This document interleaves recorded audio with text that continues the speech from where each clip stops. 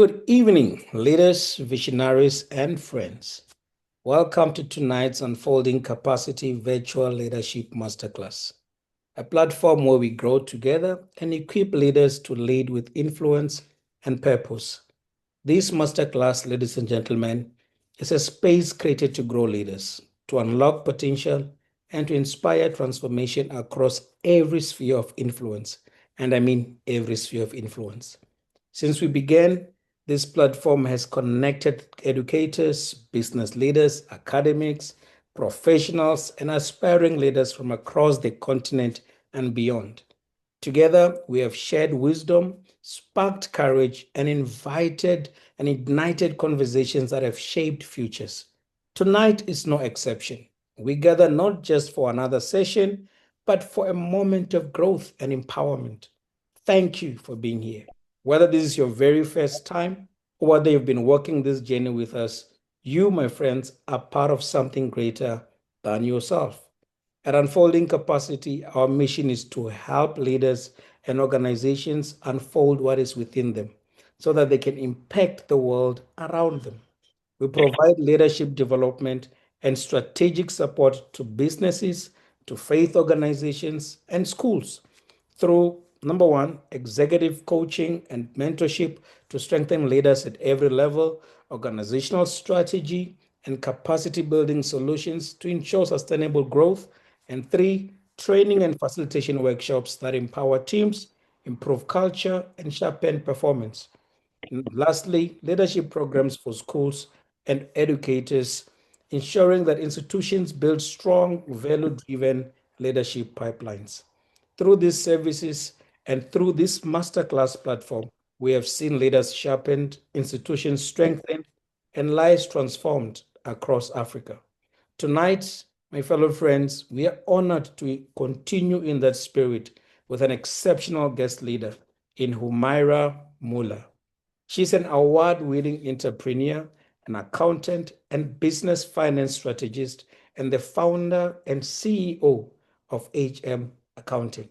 With over 15 years of experience, she has been recognized internationally, named Daily's best voted upcoming accountant, and finalist for the Minara Young Entrepreneur Awards in 2024. Her firm merges world-class accounting and tax expertise with financial education, digital innovation, and strategic business solutions, all aimed at empowering entrepreneurs, especially women, to thrive in an increasingly complex economy. She's currently pursuing an executive MBA, Master of Business Admin with Quantic School of Business and Technology. She is bringing a global perspective into African context while sharing Africa's entrepreneurial spirit with the world. Tonight, fellow leaders, she will speak to us on the theme Money Talks, but Leadership Listens. She will be aligning finance, explaining how to align finances with vision and influence. This conversation, leaders, is about more than numbers. It is about leadership, growth, and the power of financial literacy to scale enterprises and transform communities. So I invite you to lean in, engage actively in the chat, and let tonight be a catalyst for your leadership journey. Ladies and gentlemen, leaders from all walks of life, please join me in giving a warm unfolding capacity welcome to our guest leader, Humairaa Moola. Humairaa, I want to give this time to you. Say, please take it away and share with us all that you've prepared for us tonight. Let it go. Thank you so much. Thank you, Amazement. I really appreciate such a warm welcome. I guess I don't have much more to say on that, but it is really such an honor to be here tonight and to be on a platform that is shaping leadership conversations across Africa, and especially to be a part of the Women's Month lineup. So I have always believed that finance is not only about numbers, it is about people, it is about choices, and it is about the future that we are building. And that's really what pulled me into creating HM Accounting, because I did want it to be more than just an accounting firm. I wanted it to be a space where entrepreneurs, especially women, could feel supported, they could feel educated, and they could feel empowered to make confident financial decisions.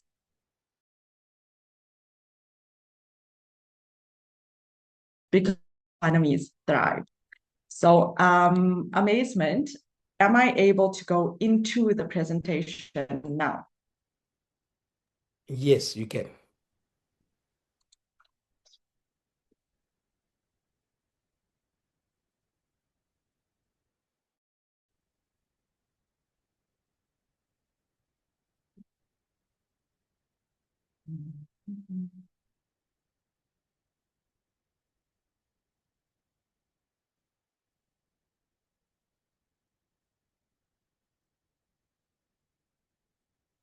Can we all see the screen? Yes, ma'am. Okay. Yes.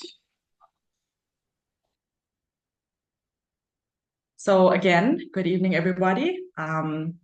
Really excited to be here tonight and to be presenting on this specific topic, Money Talks Leadership Lessons.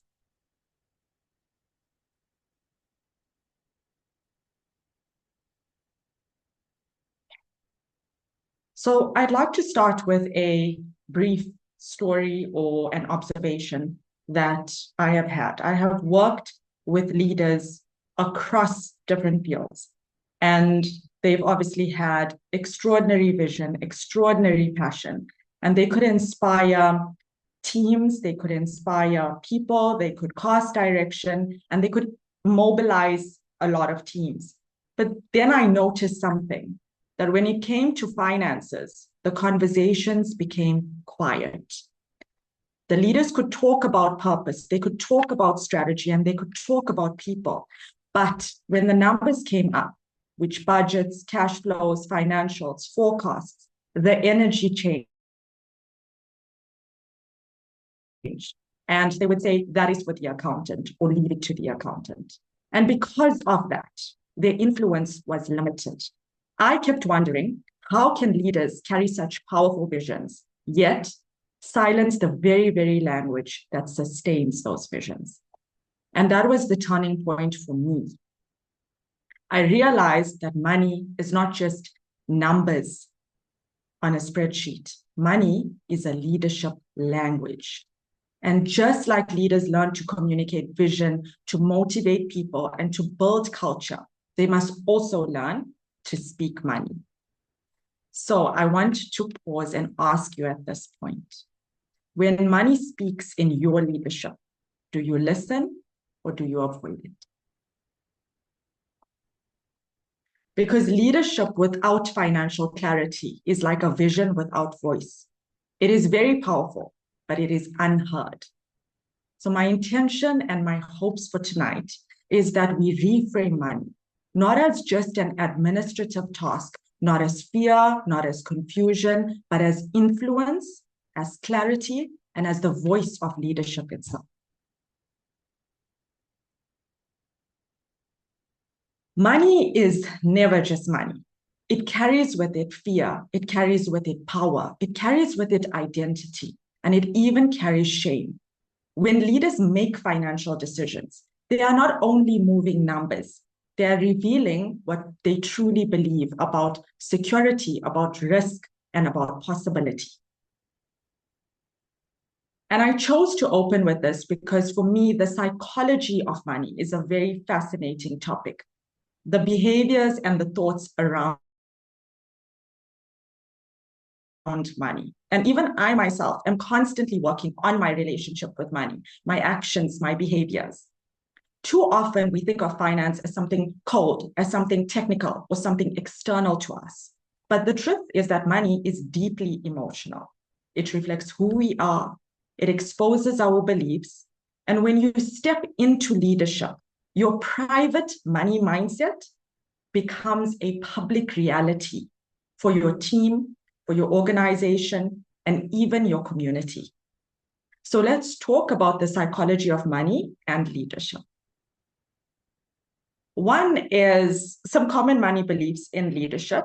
We have fear and scarcity. So some leaders are so anxious about what they're going to find in the books, that they simply avoid looking. They avoid looking at the financial reports. They delay the monthly reports, they ignore the red flags, and they hope that that problem is going to fix them itself. Now, that is scarcity thinking. It is a leader who says, if I don't see it, maybe it won't hurt. But what happens? Those small cracks become big holes. And by the time that these leaders pay attention, it is already a crisis. The second is money avoidance. So other leaders tell themselves that finance isn't my strength. I'm just going to delegate it. And of course, we should delegate. But avoidance is different. It is not empowering others. It is abdicating responsibility. When leaders hand over all of the financial decision-making without oversight, then they send the message that money is secondary, when in fact, money is the very fuel that fuels the mission. It's like saying, I want to drive a car, but I don't want to be at the steering wheel. And then we have overconfidence and denial. So this is on the other end of the spectrum. And we see leaders who overspend recklessly, and they assume that their optimism is going to cover that gap. They assume that we will figure it out later, or something will come in, or we're just waiting for the next big project. Now, this is denial, and it portrays itself as confidence. It feels very visionary, but in reality, it's leaving your business and your teams plugging holes at the last minute. And that is how the trust quietly erodes. So what does good financial leadership look like? It's when we recognize that financial intelligence is actually a form of emotional intelligence. Think about it. The way that we handle money is an extension of the way we handle pressure, relationships, and values. Leaders who see money as a tool rather than as a threat naturally project stability and confidence to their teams. And when financial storms come around, because they do, it's not just the spreadsheets alone that are determining the outcome, but the leader's ability to manage their own emotional triggers. Because every financial decision comes down to a trigger. There's fear in a downturn, there's greed in a growth period, and there's shame after a mistake. And these emotional reactions can destabilize leaders. Or if managed wisely, they can actually guide them towards wiser, more grounded decisions. So I'm a big fan of Alex Hormozi, and he says something along the lines of money is like data. And if we treat it as feedback, we will win. And I really like the part of where he says it is feedback. So as we all know, Mr. Nelson Mandela, right? And he became the president of South Africa in 1994. The country was emerging from apartheid into a very fragile democracy. There was calls for radical redistribution, for aggressive policy shifts, and for revenge economics. But Mr. Mandela understood something deeper. He understood that money carries symbolism. He insisted that South Africa's financial policies had to reflect the dignity and stability that we as South African people have. They had to show the world and South African people that the new government would not be governed through chaos, but through responsibility. And his emotional intelligence, his awareness of what money represented in that moment was just as important as the policies themselves. That decision helped to anchor South Africa through immense uncertainty. It was not just an economic choice. It was a leadership choice that was deeply rooted in financial intelligence. So while we're on this, I would like you to think of and to start writing down the money beliefs that dominate your decisions. Or you could think of your money beliefs and how they have impacted your leadership. Leadership is not only about vision, it is not only about strategy, it is also about resources. And resources always come down to money. You can be the most inspiring leader in the room, but if you do not understand how the flow of your finances work, you are going to let someone else make the most important decisions for you. And that is not leadership. Financial intelligence is about having the fluency to connect your numbers to your bigger picture, which is your strategy, your people, your vision. In other words, money is a mirror of your leadership. Now, the three things that money always reveals is number one, your priorities. If you want to know what a leader values, or anybody for that matter, look at where they spend. Look at where their money goes, because that will tell you what truly matters. Is it in people? Is it in technology? Or is it on big bonuses for themselves? Budgets are moral documents. They show values in actions. And I always say that actions speak louder than words. So if you had to look at your budget right now, what story would it tell you? If you had to look at your financial documents, what would that be saying about you as a leader? Number two is trust. A leader who is financially transparent and responsible earns credibility. Teams, communities, investors, they all trust leaders who manage money wisely. And number three is sustainability. Without financial intelligence, leadership can become very reactive because you are constantly putting out fires instead of building futures. But with it, you become proactive, you become strategic, and most importantly, you become unshakable, even in uncertain times. So this is what brings me to the leadership money triangle, which is made up of clarity, trust, and influence. Number one is clarity. It's leaders who know their numbers, they are able to make faster, more confident decisions. And leaders who are transparent, they build trust and they inspire confidence in their teams and in their communities. And when you have both clarity and trust, you are able to extend influence because people and resources are drawn to leaders that they can believe in. And this results in growth. So think of it this way. Your numbers tell your story. Your numbers are like your biography.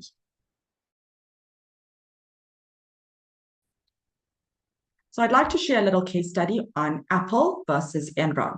Now, we all know about Steve Jobs as the visionary of Apple, but many forget that Apple only became sustainable when Tim Cook, his financial and his operational, with his financial and his operational expertise stepped in. And Jobs gave the vision, but Cook gave the numbers discipline. So from near bankruptcy in the 90s, Apple became the world's first $3 trillion company to be successful. And this shows that when you have vision and you have financial discipline, then you are able to extend influence and longevity. And in contrast, we have Enron. Now, Enron's leadership lacked integrity in money. They hid debt, they manipulated books, and they misled the public. And for a while, they looked very powerful. They looked like they were doing very well. But once the truth came out, they had $74 billion in value that was wiped out. There was pensions lost. There was lives that were destroyed. So the lesson in this is hiding your spending and corruption and moral shortcuts. They can undo decades of work overnight. So Africa has its own wisdom about money. And I believe that it is a wisdom that the world desperately needs to hear. So let us talk about our roots. In traditional African societies, money was not individual. It wasn't about how much I can accumulate for myself. Instead, it circulated in ways that supported families, that supported villages, and that supported communities. So think of the concept Ubuntu. I am because we are. And I'm smiling a lot right now because this picture on the screen is actually of my son. And we had taken him out over the weekend. And he was struggling to get up this incline that you see on this jumping pillow. That's what it's called. And these kids that were around him took his hand, and the one started to like push him up a little bit, and the other one grabbed his hand in the front. And these are kids. These are kids who are not taught to do these things. But Ubuntu is in our DNA as South Africans. And it extends to everything, including money. And so I thought that was the perfect way to reflect what Ubuntu is. And it is also something that is extended to economics, because the concept of Ubuntu, it was where wealth wasn't just measured in the size of your personal bank account, but it was measured in the relationships, in your cattle, in your land, in your ability to uplift others. A wealthy person was not one with the most, but the one who could feed the village, who could host a feast, or who could pay for a young person's education. In other words, money has a soul, and it was a tool to bind people together and not to separate them. But fast forward to today, many of our leaders inherit financial systems that are designed through a Western lens. Systems where money is often treated as purely transactional. Decisions are made to control and not to transform. And here is where lies the danger, because when money loses its humanity, finance becomes just another weapon of power. So here's the good news. Africa has something unique to offer the world. African leadership can remind us that money is not just transactional, but it can also be transformational, that finance can carry humanity, that money can be both profitable and purposeful. Imagine a world where leaders saw budgets not just as allocations, but as these moral documents, reflecting the values, the dignity, the justice, and the shared prosperity. Imagine if Africa's wisdom of Ubuntu economics was infused into global boardrooms, into governments, and into businesses. So leadership is not just about making the numbers add up. It is about making those numbers matter. And Africa, with its deep history of communal wealth, of shared responsibility, and human-centered economics, has the wisdom that the world needs the most right now. Now I want to bring this even closer, right into Women's Month. And I want to speak to the women in the room. For decades, women have been told money is complicated, it is intimidating, or it is not their place. And sadly, we have believed this. But research tells a very different story.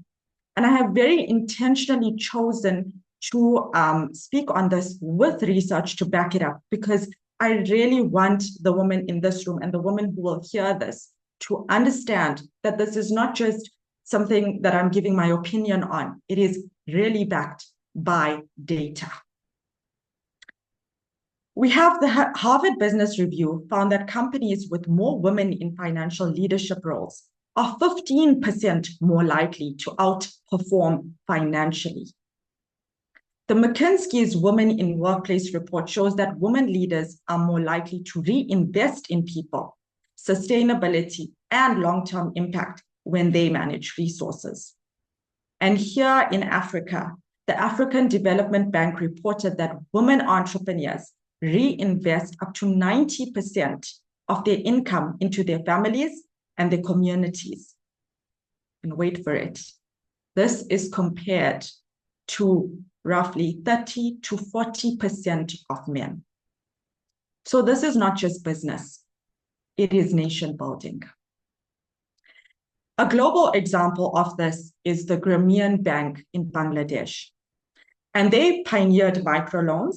97% of those loans went to women. What happened? Those women repaid those loans at a higher rate. And more importantly, they reinvested that money into children's education, into health, and into homes. Entire villages were lifted out of poverty. The lesson in this is that when women control money, entire communities rise. Closer to home, ShopRite made a deliberate choice to reinvest in female-owned suppliers. The result was not only a stronger vendor base for the company, but it also caused greater sustainability for the communities that those women supported. Empowering women financially doesn't just build businesses, it builds ecosystems. And yet, despite the data, women continue to face barriers. One is limited access to capital. Women-owned businesses receive less than 3% of global venture funding. Then there's lack of mentorship in finance. There are fewer female role models in CFO and in senior finance roles. And then probably one of the strongest ones is the internalized belief that money is not our strength, or to leave it to the men.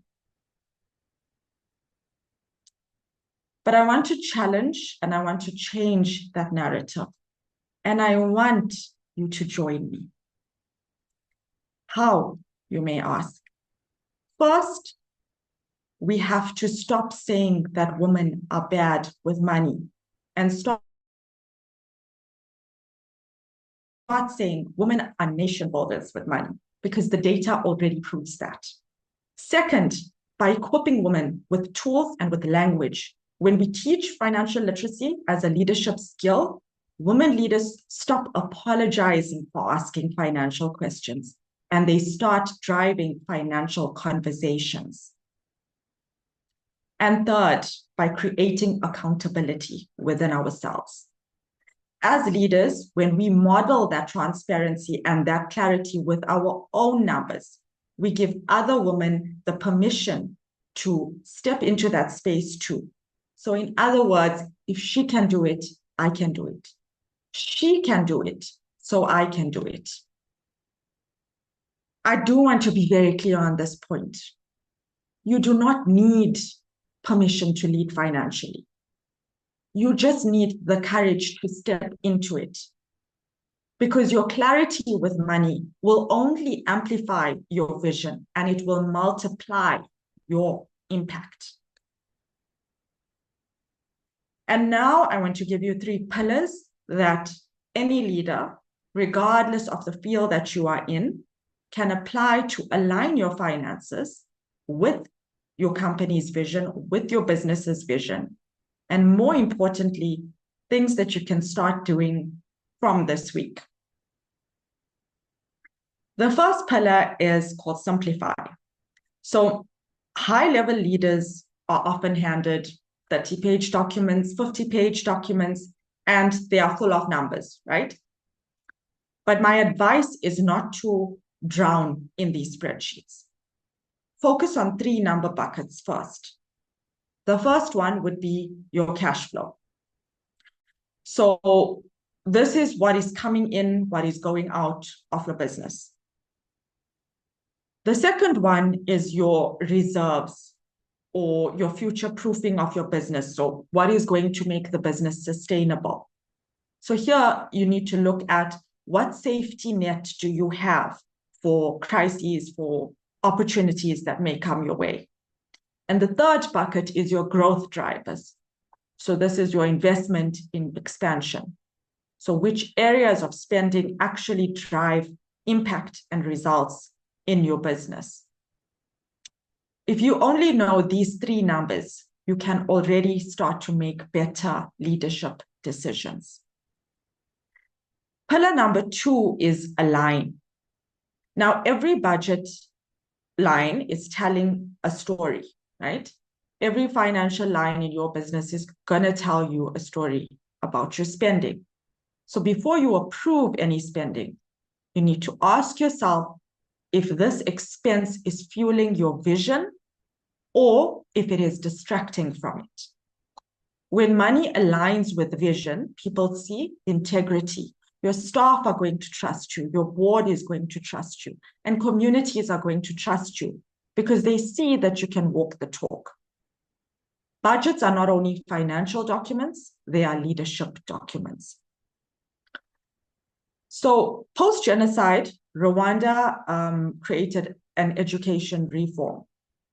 And they tied every budget line items to literacy and to ICT outcomes.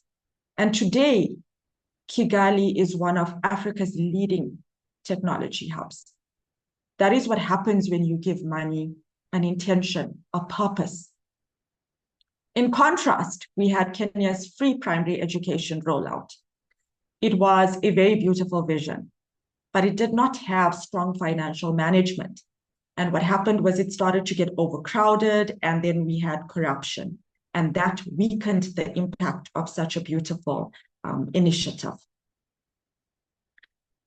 And then we have pillar 3, which is to sustain.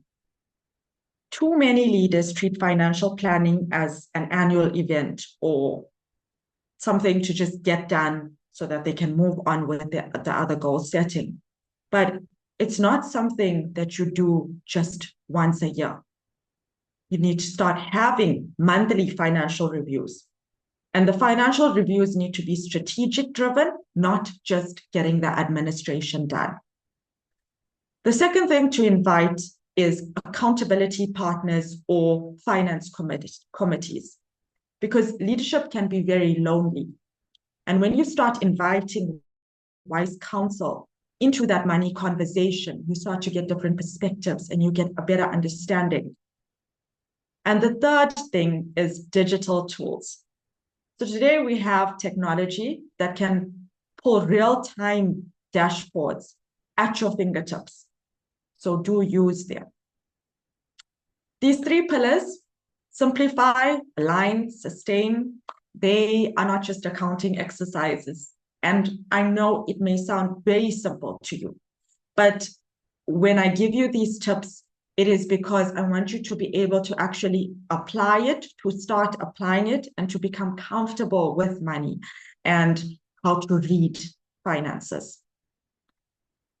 This will help you to steward influence and to start building legacies. Now let us look at the future of leadership and technology.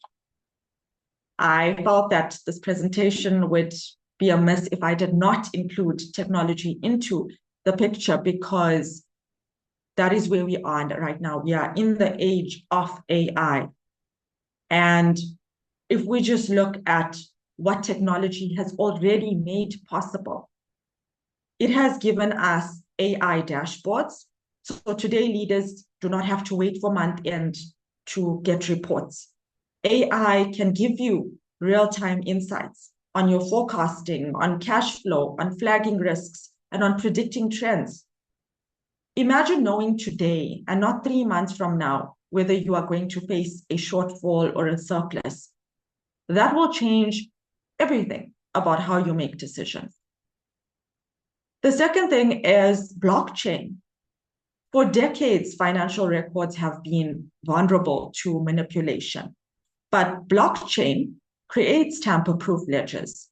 So there's no hidden contracts, there's no secret procurement deals, there's just transparency from the supplier to the delivery. So for leaders, this means less corruption and it means more trust. And then we have fintech. Fintech means faster payments, mobile money, peer-to-peer solutions. It is revolutionizing access to finance. The small entrepreneur in a rural village or town can now trade globally simply because technology has put a bank in her pocket. So what does all of this mean for you as a leader? It means that technology gives you the ability to see the truth faster. You do not have to wait for a finance team to clean up your numbers anymore. There's no more surprises when you discover 3 months too late that cash flow is now drying up. With the right tools, leaders today can be agile. You can make decisions in real time. You can respond to risks promptly, and you can seize opportunities that the moment that they appear. Take a look at the financial dashboard on the screen. This one image is already telling you more about your financial health in 5 seconds than a 50-page report is going to tell you. And that is the power of technology now. It is creating clarity and it is creating speed in a world that's not waiting. Technology is not here to replace leadership or financial leadership, but it is going to amplify it, but only for the leaders who choose to use their tools. So my challenge to you is this. Tomorrow, you can start reviewing one financial decision and asking, how is this aligning to my vision? You can also review your budget or review your financials again with fresh eyes, with fresh perspective. This month, you can create a 3-number dashboard. So one way you look at your cash flow, the money coming in and out of your business, your reserves. So how much of money do you have for emergencies and for growth opportunities? And then we have our growth drivers. Where in your business or in your field is the money that you are spending generating returns that will be beneficial to the growth of your business? You can also start researching AI tools that are going to give you these insights at your fingertips. And then for long-term legacy, start to build your financial legacy. Think about the books that you can start to read, having consultations with your financial planner, investing, retirement planning, saving accounts. So in close, I would like to anchor in 3 truths. Number 1 is that money is a language of leadership. It is not just an administrative task, but it is how we show what matters. Number 2 is financial clarity builds trust and it builds resilience. It gives leaders confidence and it gives communities confidence in those leaders. And 3 is women leaders must step into money conversations and start owning these conversations for future legacies and impact.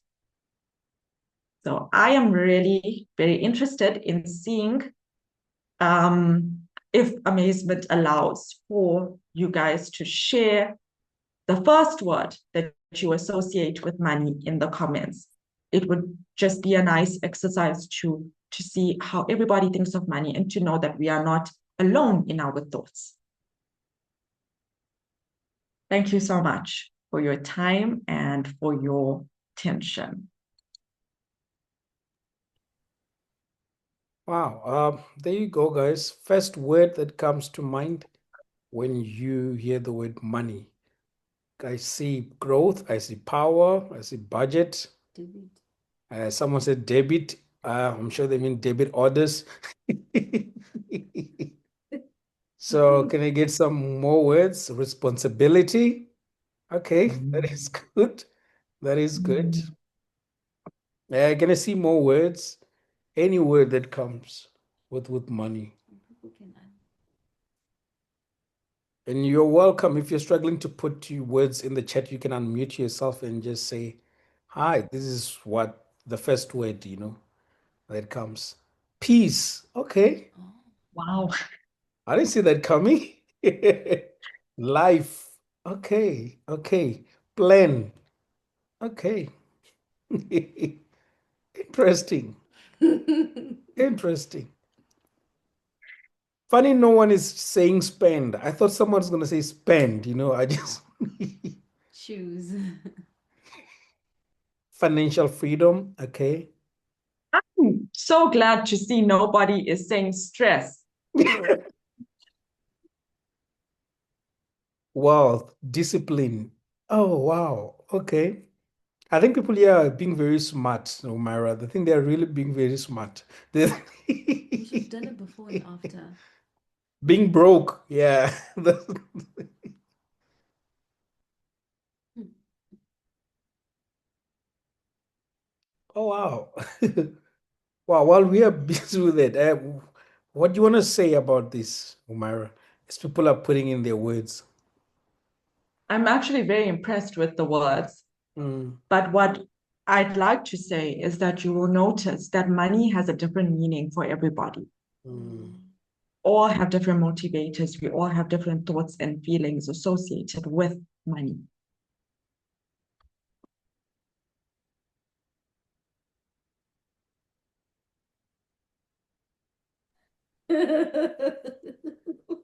I actually like that Paul has said he wanted to say spend, but now he's choosing value, because I think that is such a good way to think of money, is that what value am I going to get out of this? It's not just about spending money, but what is the value that is coming back to me?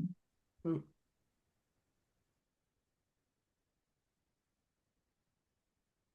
Hmm.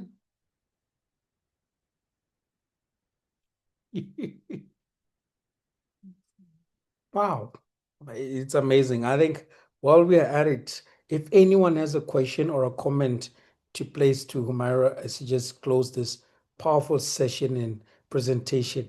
By the way, as everyone is preparing to ask a question, I just want to say to Humairaa, you're definitely not gonna, this is definitely not the last time you speak because there's just so much more that we still need to tap in.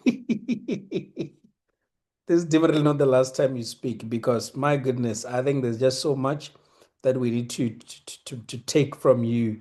For leaders, I think we'll have to have a separate session just for leaders who are in charge of institutions and are struggling or have struggled or have some limits in talking money.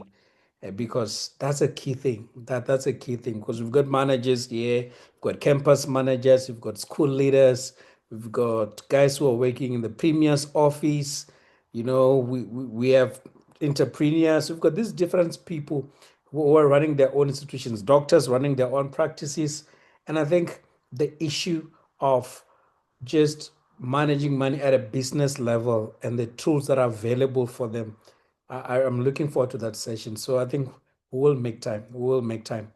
But if anyone has a question or a comment before I come with my many questions, please feel free to just unmute yourself or just put a text in the chat room, and then we'll really let Humairaa give us some enlightenment on that. So please, if you have a question or a comment, go ahead.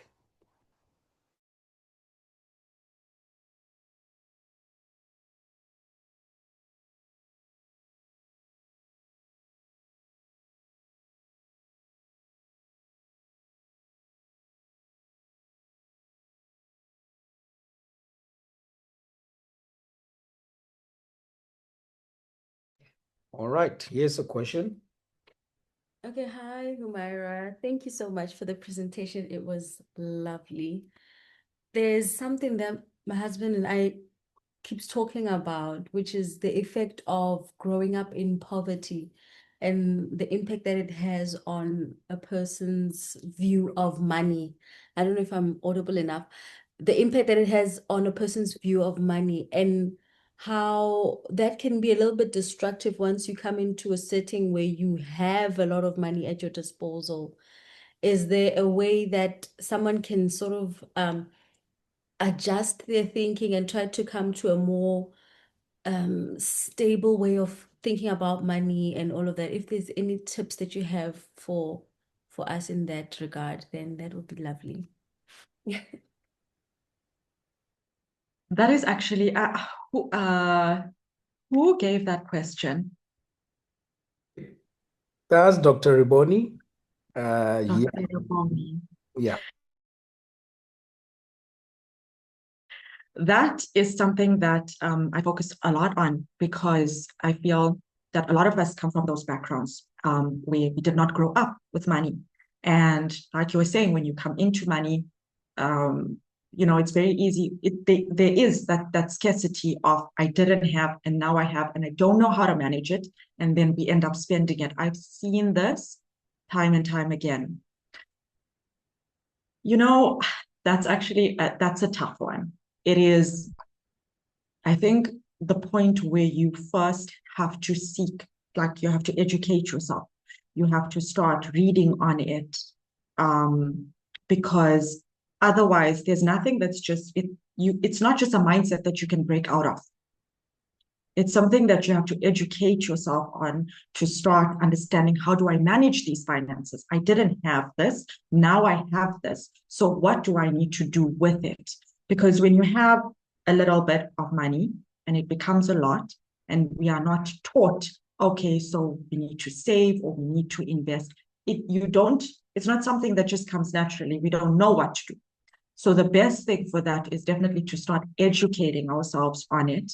And also, you will notice in the presentation, I shared case studies, because what I found very, very helpful is that when there's evidence that this has been done and it is factual and not opinionated, it makes a difference as to how people react and their behaviors that they have. So I would definitely say, to start finding education on it, reading up and consulting with professionals. Thank you for that. Clarity. There's a question there by Poppy Ntlama. Please go ahead, ma'am. Hi, Humairaa, how are you? Hi, I'm well, thanks. How are you? I am good. I've got one question. Like, for instance, when you said the one word that we need to write that we associate with money, and I said power. How do you stop being afraid of money? I know it sounds very stupid, but fear of money can also become a stumbling block where you then say, I need more money to achieve a certain thing.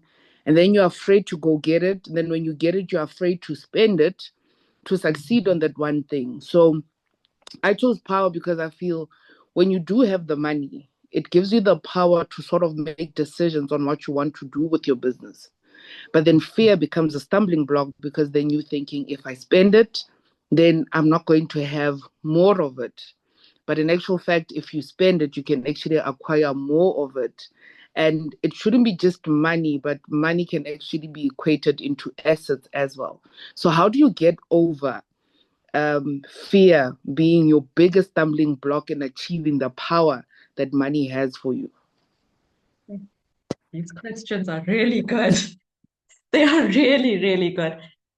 I would say to have some sort of savings, but not just a savings, more of an investment account. So wherever you're investing your money, you are getting a return on that money.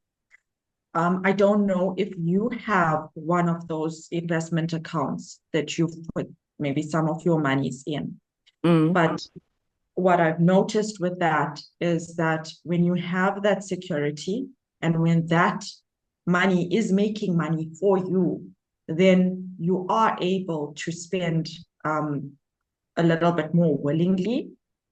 I think the second thing with that is to also question yourself on that, whatever you want to spend it on. So, for example, if you're hesitating about making a decision as to whether to, for example, invest in another staff member, you start asking yourself, well, then what return am I getting on this? As in, what is that staff? How is that staff member going to benefit my business? And you actually start writing it down. So not in your head, on paper.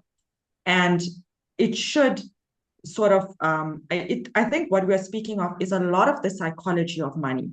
So when I'm giving these answers, again, there's something that happens when you start writing down, when you start questioning your thoughts, when you start questioning your beliefs as to why, until you are out of whys and you feel better about that decision that you are making. But again, the investment account is really important, knowing that you have the backup. and to keep affirming that, and then writing out your decisions and why that is needed or not needed, and seeing what the evidence proves. Okay, thank you for that. And a follow-up on that one is, so I would love to conquer the world and wish I had enough money to do that. But I think also the biggest fear for me comes as having that investment and having money grow, but then also having or seeing other avenues where it can bring in more revenue, but then also requires me just to, so it's more like a battle or a struggle between, okay, I don't want to tap completely into my investment, but I know this is going to bring in more. But then again, I've got 101 other things that I also want to do. So the listing down does definitely help when it comes to that. But then I also feel that sometimes it sort of sets me back with then my priorities keep changing as to what I want to do first. So it's either then I'm focused on the growth or I'm focused on the expansion of the business. So I guess it's just going back to the drawing board and learn how to write it based on where I see or what the vision of the business would be in the future. That is what you answered your own question with that one, because the problem is not a money problem in that situation. It is actually, I want to say yes to everything. So that problem becomes what is the vision, the mission of my business? What are my values and what aligns to it? Money is just the resource that is going to be invested into one of those things that you are actually aligned with. Thank you so much for that, Humairaa. Thank you. Yeah, that word alignment, that's the thing. But quickly here, 3 comments or questions. One, it's from Dr. Rabapani. He says that I've not been exposed to how money can be created, and I'm only trying to chase it. And I think that's where how a lot of people feel, right? So then it's like, how do you attract wealth? And I get where that is coming from, because there's a lot of people who speak about attracting wealth, but it's not very practical words. So, what do you say on that?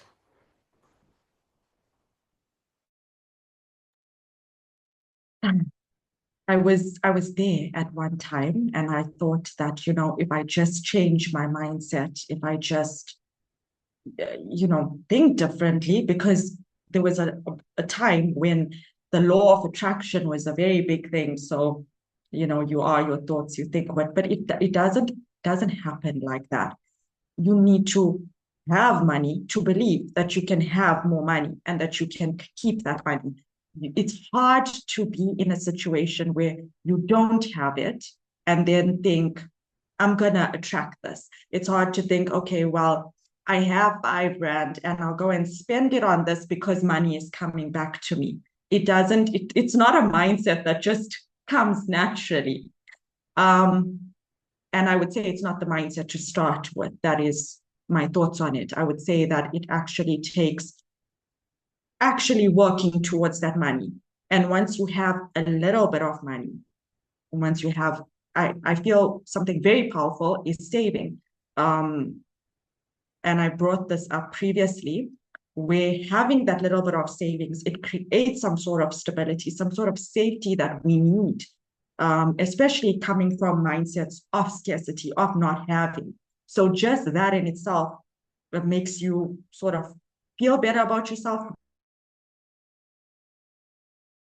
confident in your decisions, and more likely to think that you're going to attract more money. But first would be working towards the money, getting some money, and starting to save from when you have a little bit of money. There's something my father taught me, actually. And so my dad, he's got a business, and he started by selling earrings for 3 Rand and 5 Rand.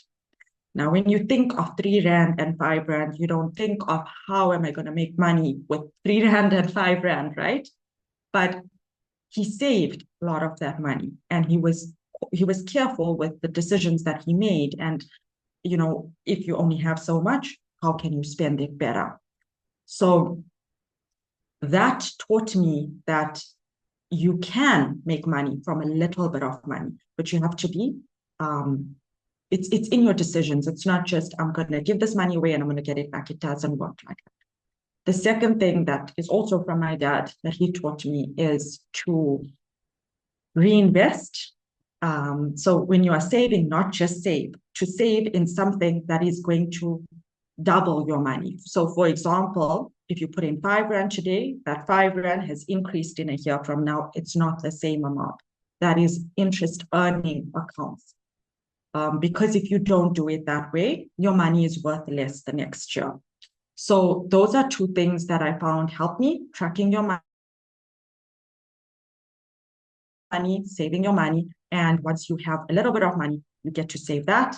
And then you can start feeling more confident in your decisions. And lastly, educating yourself. I think we are so fortunate to have these type of platforms, as well as YouTube. There's blogs that we can read. There's so many ways that we can start to become more confident with the money that we have. Clear. I like that. Anyway, I'm holding myself here. Paul came with the next question. He says, what's the best way to balance rewarding yourself with financial discipline, especially after overcoming a long period of financial struggle? So I think it's very similar to the first question that was asked, but just the idea of now feeling like I need to reward myself. I'm finally working. I'm finally have money coming in versus how do I be disciplined to ensure that it doesn't just come and all disappear at the same speed that it came.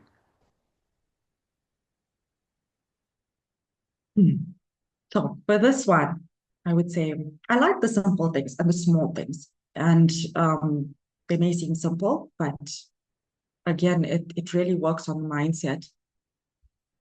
Think of all the things that you want to do and all the ways that you want to reward yourself, right? And start with the simplest thing. So just take yourself out for a cup of coffee. It is a cheaper alternative. And you're still getting a reward from your money in a sense where you don't feel like I'm working and I'm not doing anything for myself, or I'm not seeing the reward in this. You get to treat yourself to something small, and from there you learn how to treat yourself to bigger things when you can. So for example, if you're starting with a cup of coffee, maybe you buy yourself the chocolate that you thought, I have to, like, I can't just go and get this chocolate for me, I'm saving. You go and treat yourself to that chocolate because it is the ability to now be able to buy things that you were unable to buy before. But we're not starting with the big things, we start with the smaller things. I hope that is helping. Yeah, it is. I think, unfortunately, sometimes we want to reward ourselves beyond the right proportions, and it just becomes uncontrollable, and then we are in a hole that is difficult to come out of. But Yes. here's a comment by Rasengwani.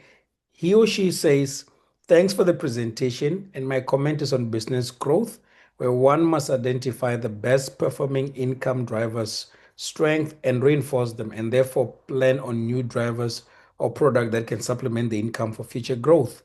Then my question, for the sake of unlocking understanding financial intelligence, at what stage can one say I have money to spend? Okay, so money to spend how? Because we always have to spend money on different things, right? So money to spend on, are we talking about growth specifically, or on yourself? Yeah, I think that's the one is going to make sure that they clarify that, because either or, it's a question, because on their needs that, as you said, that you have to spend on. But then I'm thinking it's probably referring to spending on self. Not sure if it's referring to spending on the business. I'm not sure. but I think he or she will clarify in a moment or so. But in the meantime, earlier you spoke on alignment, right? And I think businesses and people at the personal level, they struggle with that a lot, where now the temptation is to spend or to allocate your finances to what is trending, to what is popular, to where everyone else is. Let's say, for example, you're running an ed tech company, and at that time, everyone around you is into property and, these other things. And now you feel in between that, wait, let me just try to diversify. But over time, you find that your diversification is diversified, and that diversification and now you just have a lot of things where your money is going in 30 different directions, but there's no longer alignment into what you should do and what you're all about. How do you bring yourself back to your core where you have find yourself malaligned to what you're supposed to do? And if not, how do we encourage leaders? How do we communicate to leaders of finances to say, look, be able to bring your team into alignment such that as much as there are all these requests to do different things with the business money, to ensure that we are still maintaining our core and not losing our identity? How do we do that? And I think Rasringwani has just clarified. I think he said spending on self from business income or profit. Okay, so let me answer that question first. Spending on self from your business income or your profit. I encourage actually my clients, for example, I encourage them to draw a salary from the time the business starts to become a bit sustainable. Some people say to start drawing a salary from the time you start the business, but I do think that is not always possible. So I would say from the time that you start earning a profit in the business to start drawing a salary for yourself. Whatever that salary may be, doesn't even have to be much. But the point of this is that sometimes we continue working on the business and eventually become a little bit resentful because we are not getting anything back from the business, but we keep putting in and taking care of everything else, staff salaries, all of our expenses basically, except for ourselves. And we are also a very important part of the business. So I would say that once your business is profitable, to start drawing that salary for yourself and taking it out of the business. I think that is what you need to do. Don't wait to have like a certain amount of profit to get bigger, reach R1 million before you draw a profit. Start on a smaller profit even if it's a lesser amount, but take something for yourself so that you actually enjoy being in your business, receiving from your business, and growing your business. And then I hope that answers your question. And then to amazement.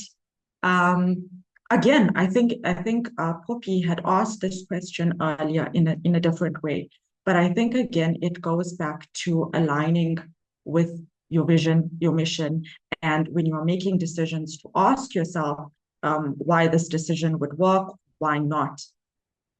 Also, it's very important to look at the return on investment. So, like you were saying, there's a whole lot of different things that may come up, and you know what? This is going to grow my business, and I'm going to bring in money. But it needs to be a more thought out decision in a sense of, well, what is my return on investment? Do I have the skills and the expertise for that?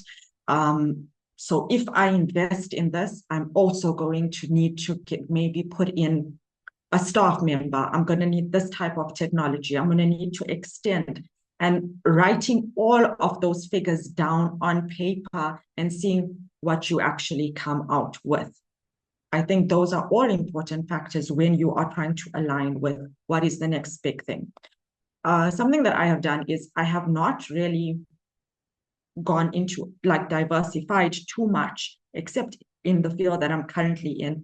And that is because until I can say I have mastered the field that I am in, there is no point in me going and looking at B, C, D, E, and F.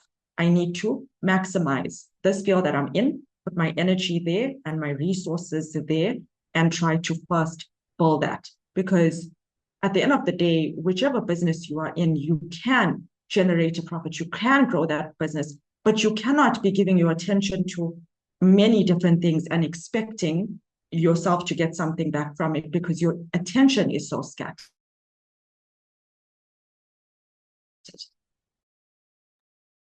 Hope that helps you, Amazement. Very well, very well. Again, last round of questions. If you have a question or a comment, please feel free to lift your hand. Now I'm gonna just ask personal question, Humairaa. One, you've been recognized internationally from the Dubai dailies. Congratulations on that.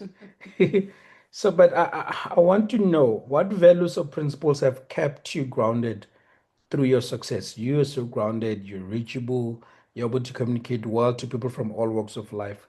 What values and principles have kept you grounded? And secondly, many women hesitate to see themselves as financial leaders, right? What would you say encourage, or what would you say to encourage female entrepreneurs and aspiring leaders in our audience today?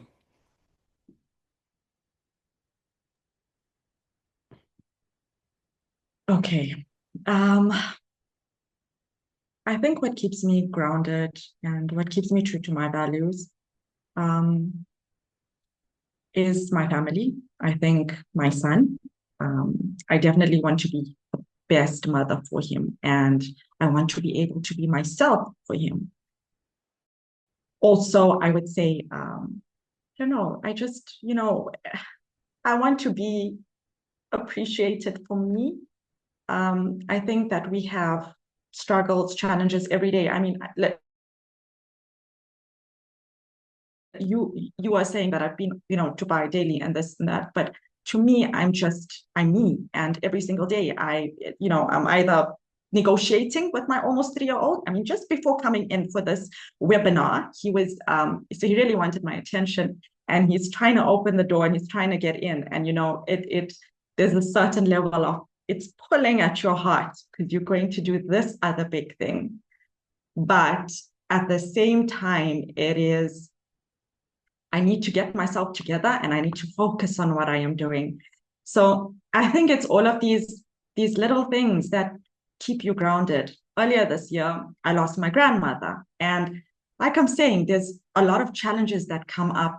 And I guess those challenges also help me to remember that I am human, that I have problems, I'm not perfect, and it helps me to relate to others more. If I can say, you know what, this is who I am and this is what I'm going through, I'm more likely to attract the right type of people to me that are sharing those challenges or that can teach me something, as opposed to trying to be somebody I'm not, And I come from very humble beginnings, and I don't want to ever lose that. I don't want to lose the essence of who I am.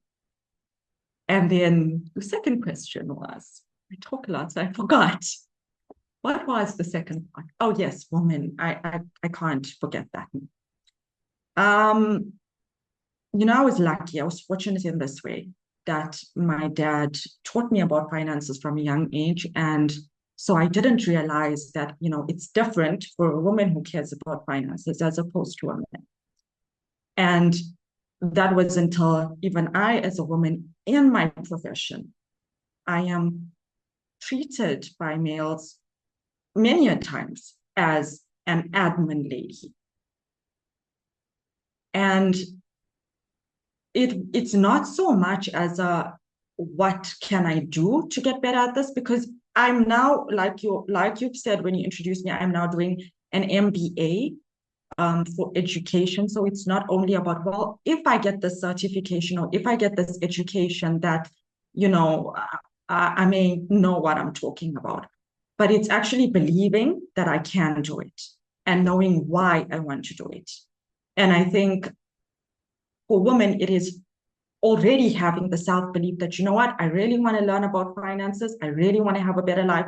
for myself, my children, my family, my parents, whoever it may be, and just going out there and starting to take the next step and the next step and the next step, because we are never ever going to be in a place where we are fully ready to start looking at our finances, to start learning at our finances.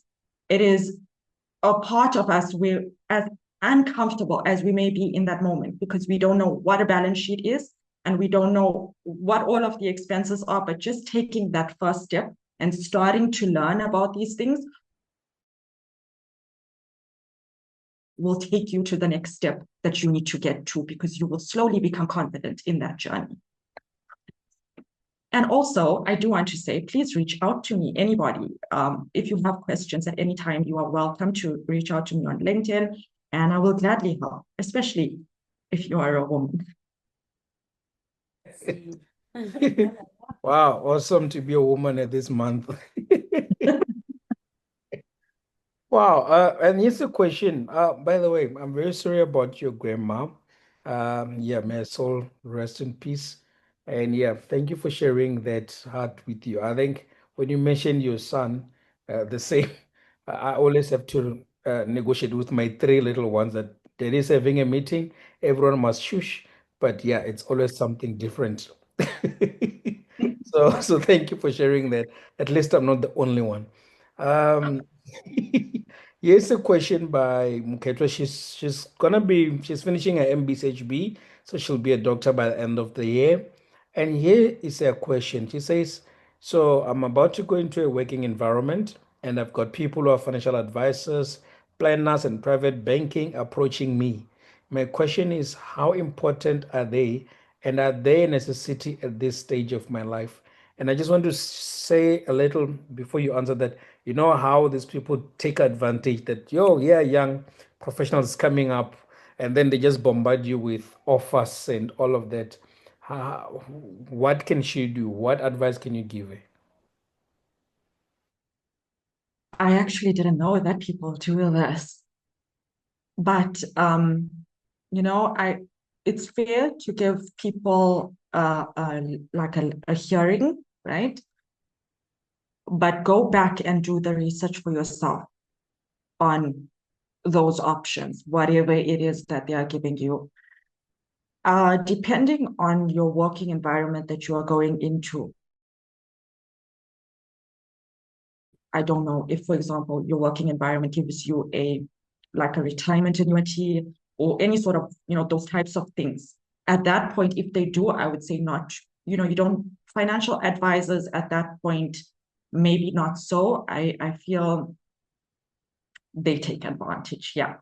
But I would say still investigate what they are saying. Investigate what they are saying and find out for yourself. Don't just take anyone's word for it. Go back and look into the information before you make any decisions on what they are saying. I can't say to you, do this or don't do that, because there may be benefit in it and they may not. But the only way that you're going to know is if you take the information that you get, research it to know whether you are making the right decision or not. If there's anything about extra fees or high returns or all of those types of things, please do proper research on it. And just on a banking note, also when you're choosing a bank account, please do choose a bank account that has a lower bank charge. Look at what they're offering you or what their tiered plans are. This again is a very simple thing, but a lot of people pay too much even in bank charges. And I'm just trying to save rands and cents. Yeah, much clear. I think I need to let you go back to your son. Yeah. But once again, we're gonna have you again. But just lastly, before you go, right? You are completing your executive MBA at Quantic, which is awesome. So I just want to ask, I know for me, it just exposed me to a different world altogether, but how has this global learning experience broadened your outlook, especially when it comes to leadership in Africa? Well, firstly, I think, apart from the content that we've been learning, I think so. Amazement has also done his MBA through Quantic, right? So for everybody else, it is the online platform that we are using, and we get certain projects that we have to work in groups with, and then our main project, which we can opt to work in a group with as well. And I think that was a very important element for me because it wasn't about just the content that we are learning, like as per curriculum, but it was about interacting with the different types of people and learning how they think, understanding how there's so many points of view to one thing, and where I thought something different, somebody else thinks something different. One of the biggest things for me was I did notice that people in first world countries are more confident in themselves as opposed to me. I feel like sometimes I'm almost apologetic to speak, and they are not. But I've also realized that what they are saying is not more important than what I am saying. It is just that they are confident in themselves. And I think that's one of the biggest things that I've learned. And the second thing is just that there's not just one way, there's different ways of doing things. And sometimes the environment that you are in also shapes the way that you think. So I would say it's given me new perspectives from the content, but also most importantly from the people that I've had this experience with. Yeah, I'm glad. I think you're right about the confidence, though. My goodness. Ooh, yeah, but I'm just thankful that we get to over time you get to be better with that confidence and just learning to share yourself with other people. I think that's really powerful. But otherwise, there's so much that we want to know. But unfortunately, our time is up. And Humairaa, thank you so much. I know we stole you from your family. We really, really appreciate you. We're gonna make time. We're gonna make time to invite you again because yeah, there's so much to learn. And I think as we close off, I don't know, maybe before I even give my closing remarks, if you'd like to give your last word to everyone that is here, including the men that are here as well, because I see you have really forgotten about us. But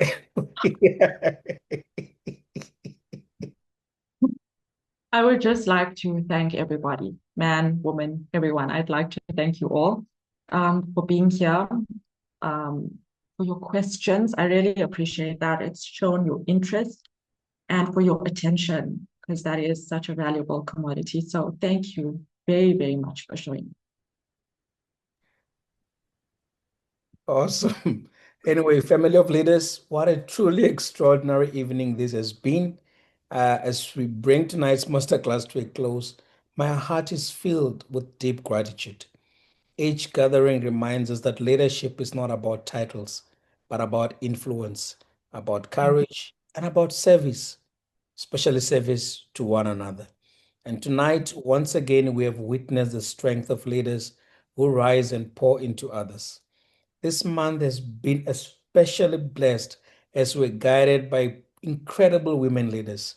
Start off with Sama Mupai, who showed us the dignity of leadership grounded in wisdom and law. Then Jennifer Leto, who stirred up our thinking with fresh perspective and passion. And tonight we had wonderful Humairaa Moola, who inspired us with her authenticity and the quiet strength that shapes influence. To each of you and to all the women leaders who have graced our sessions this month, we say thank you. Your voices not only strengthened us, they have expanded the horizons of what leadership looks like in Africa and beyond. To every leader who has joined faithfully, engaged, and even invited others, you are the lifeblood of this movement. Together, we are proving that Africa is rich with leaders who are ready to shape our future. As we step into the new month, I encourage you to remain connected. We are going higher, deeper, and stronger in our training and development. Invite another leader to come along because transformation multiplies when leaders journey together. And please, let's stay connected even beyond tonight, even beyond nights like this. Visit our Unfolding Capacity YouTube channel subscribe, and take time to watch the powerful sessions we have had this month and beyond. For me personally, I keep watching over and over and just taking the lessons that come with it. They are treasures worth revisiting, and they will keep sharpening you as you lead. I'm already looking forward to watching and following through all the lessons that Humairaa shared with us tonight. So, as I close, I leave you with deep appreciation, renewed hope, and the conviction that what we are building here is bigger than all of us. It is a movement of leaders shaping the future of nations. Thank you very much, fellow leaders, for being part of this journey. Until we meet again next month, keep leading, keep serving, and keep growing. And above all, keep unfolding your leadership capacity. The continent is waiting for your impact. Good night, and God bless you all. And to Humairaa, have a wonderful, wonderful evening with your family. And everyone else, thank you once again. Have a beautiful evening.